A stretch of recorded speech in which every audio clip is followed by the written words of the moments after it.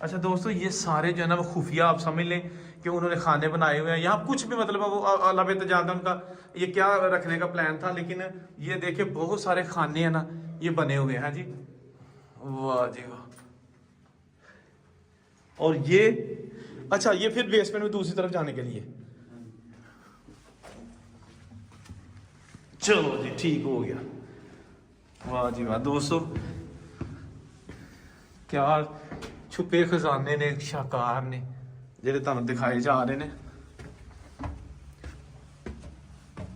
अच्छा, ये वही जो मेन दरवाजा बाहर वाला, और यहाँ से एक मेरा राड लगा होगा यहाँ पे, है ना, लोहे का। लोहे का राड लगा। हाँ, और ये भी मेरा पुराने लगे हुए हैं बिजली के जो।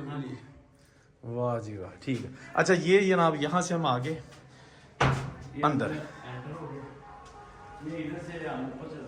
जी। अच्छा ये सीढ़ियाँ आ गई। अच्छा ये कमरे में आपको साथ साथ बता दूँ, ये हम आपको दिखा चुके हैं। यहाँ से हम आए थे, इधर बेसमेंट और मेन एरिया, ये भी हम आप ऊपर से जाते हैं।